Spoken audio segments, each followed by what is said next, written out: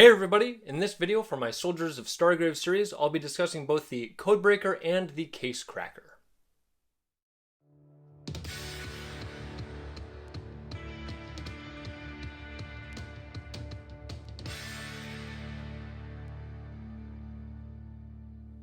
Hey everybody, I'm Alan, with Bricks and Blocks Gaming, tabletop gaming with bricks and blocks and helping to build your gameplay experience.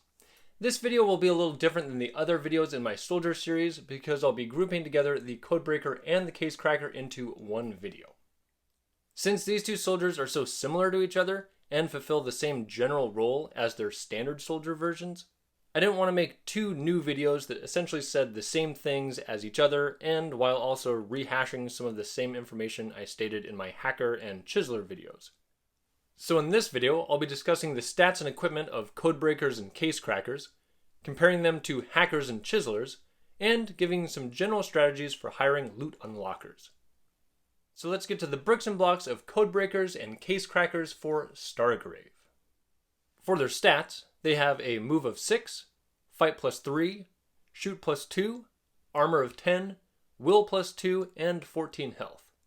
They both wear light armor, which is already figured into their stats, carry a knife to deal -1 damage in close combat, and have the option of equipping either a carbine to shoot up to 24 inches, or a shotgun to shoot up to 12 inches with a +1 damage modifier. Codebreakers carry a deck to gain +6 on attempts to unlock data loot, and Casecrackers carry picks to gain +6 on attempts to unlock physical loot.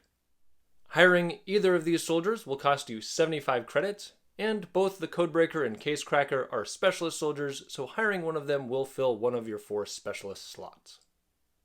Comparing them to Hackers and Chiselers, their fight is increased by 2, their shoot by 1, their will also by 1, and their health by 2, and they carry the same equipment with the exception of their firearms. Hackers and Chiselers carry a pistol instead of a carbine or a shotgun. The improved shoot stat and firearm of the Codebreaker and Casecracker means these soldiers make decent backup shooters, and their will stat of +2 combined with their equipment means they get a +8 when attempting to unlock their preferred loot tokens, and they're better than most soldiers at unlocking their non-preferred loot types. Also, their +3 fight and 14 health means they're much better at dodging bullets and taking hits while performing their trade, or handling their business if they end up in close combat. And besides costing 55 credits more, Codebreakers and Casecrackers have the additional cost of filling up your specialist slots. Looking over this information, I think that both Codebreakers and Casecrackers are good soldiers. They're excellent at doing their primary job, and they can perform well at other duties on the battlefield. But now we need to look at the question of which and how many loot unlockers should you hire? And there's usually no right answer, because there are a lot of factors to consider.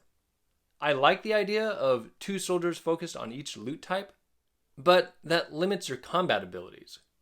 Another option is to take either 2 of the standard unlockers or 1 of the specialists for each loot type, which can open up some crew space. Some soldiers have a +3 will, making them decent at unlocking loot too, so maybe you hire them and take the risk of not hiring somebody specialized for 1 loot type. Or maybe your officers are equipped with decks and picks, or know the data knock or break lock powers, making them your dedicated unlockers. Or you could choose to focus on just 1 loot type and ignore the other loot on the battlefield. And all of these are viable ways to build your crew. And since there are so many options, it means you're not forced into just one way to play. And it opens up the opportunity for thematic builds that are both fun and functional. So you can make a crew of thieves and smugglers who focus all their attention on just grabbing supplies and running, or you can have a unit of space marines with a shoot-first mentality that trusts luck to get them some loot, or you can have anything in between. So, while I'd recommend having some reliable way to unlock both types of loot, the choice is really up to you and your playstyle. If you're enjoying this content, be sure to subscribe and hit the notification bell so you won't miss a video.